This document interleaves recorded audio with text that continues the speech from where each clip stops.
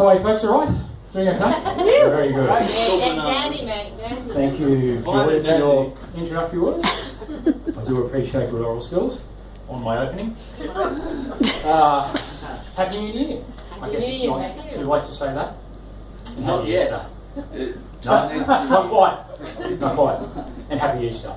You know, I think Happy Year of the Rooster. I think this is the next Religio retail event that's looming, isn't it? I think that the supermarkets sneak out their Easter buns and their Easter eggs a week or two early the year before rather. You know, one of the things that I love about the English language is how the variations can also show the different culture and attitudes of people around the world. If you just take the example of the British word windscreen and then the American version windshield.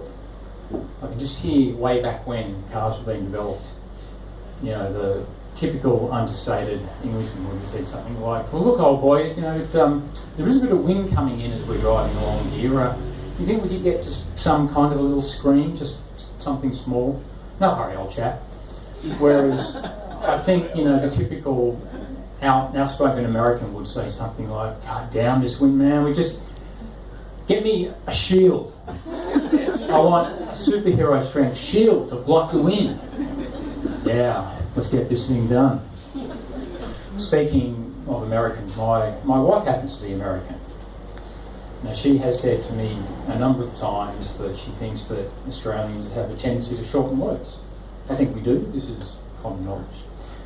But she sort of says it in a way that suggests that Americans don't do the same thing. I think they do. I'll just give you three very quick examples. McDonald's. We say Macca's, they say Mickey D's. I had heard that. I lived over in the US for a little while. Our word nappy, they say diaper.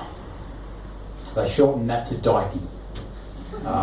So, for example, you know, you might hear, sweetie, can you pass me another diaper? Donald has just shit himself. Speaking of Donald, then there's Trump, which is just short for thin-skinned, ignorant megalomaniac. Narcissistic. Right, narcissistic too. I've had some bad luck over the years with jobs. I lost my job at the factory processing cling film. Just couldn't wrap my head around it. No matter what my supervisor said, nothing would stick.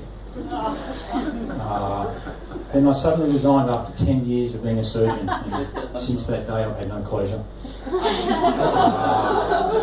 Even though it's been 18 years since I lost my job at the mouthwash factory, it's still pretty fresh. They did have a farewell lunch for me, but alcohol free. Look, it hasn't all been bad. Lately I've been working as a surfing instructor. Business is pretty good. It comes in waves. Oftentimes when I'm talking to my family and friends how I love the job, you know, I'm outdoors in the sun and the surf, I do sense a tide of resentment. So here we are, beginning of another year. You know, you sometimes get some good luck, you sometimes have some bad luck. So before I go, I'd just like to leave you with some words of encouragement. And that is that if you're ever feeling a bit down, don't worry. Like happiness, it won't last long.